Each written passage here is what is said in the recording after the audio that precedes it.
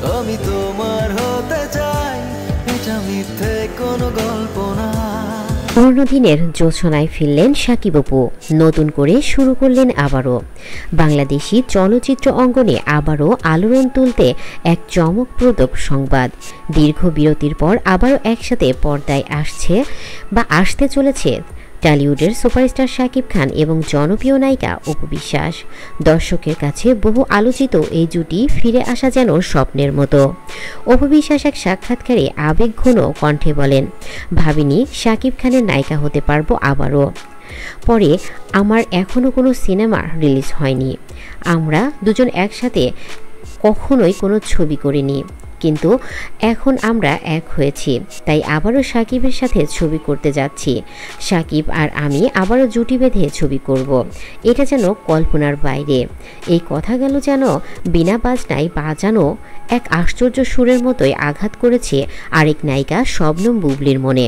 কারণ গত কয়েক বছর ধরেই বুবলি ও শাকিবের ঘনিষ্ঠতা, তাদের সন্তান শাহজাদ এবং তাদের জুটির জনপ্রিয়তা নিয়েছিল নানা আলোচনা। তবে সময়ের পরিবর্তনে পাল্টে গেছে অনেক কিছু। এবার এক অন্যরকম বার্তা নিয়ে এসেছেন শাকিব অপু।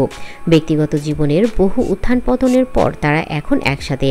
সন্তান আবরাম খান জয়কে ঘিরে তৈরি হচ্ছে তাদের নতুন জীবন, আর সেই জীবনের এক নতুন অধ্যায় শুরু হচ্ছে সিনেমার পর্দাতেও। তাদের কামব্যাক ছবির ঘোষণা এখনও পুরোপুরি না এলেও বিশ্বস্ত সূত্রে জানা গেছে যে একটি পারিবারিক গল্প নির্ভর ছবি নিয়েই ফিরতে চলেছেন এই চিরচেনা জুটি। ছবির গল্পে থাকবে সম্পর্ক, ভুল বোঝাবুঝি, ক্ষমা এবং ভালোবাসার জয়। ফিল্মি দুনিয়ায় এখন সবার মুখে একটাই প্রশ্ন, আবার কি সেই পুরনো জাদু ফিরবে? শাকিব অপুকে একসাথে দেখে কি আবার সিনেমা হলে ভিড় জমাবে দর্শক? অপু বিশ্বাসের ঘোষণায় দর্শকের প্রত্যাশা এখন আকাশচুম্বী এবং চলচ্চিত্রপ্রেমীরা অপেক্ষা করছে সেই মহেন্দ্রক্ষণের, যখন পর্দায় আবারও দেখা যাবে শাকিব অপুর রসায়ন জয়কে ঘিরে গড়ে ওঠা এক পরিপূর্ণ গল্প।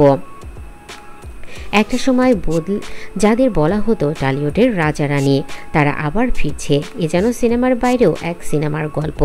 তো বন্ধুরা, আপনারা কে কে খুশি হয়েছেন শাকিব খান এবং অপু বিশ্বাসের আবারও জুটি বেঁধে সিনেমা করায় বা তাদের কামব্যাক নিয়ে?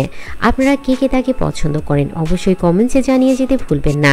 আর যারা যারা এই সংবাদ শুনে খুশি হয়েছেন তারা অবশ্যই আমার ভিডিওটিতে একটি লাইক দিয়ে না টেনে সম্পূর্ণ দেখবেন এবং চ্যানেলটি সাবস্ক্রাইব করে পাশে থাকা বেল আইকনটি অন করে রাখবেন। ধন্যবাদ সবাইকে, আল্লাহ হাফেজ।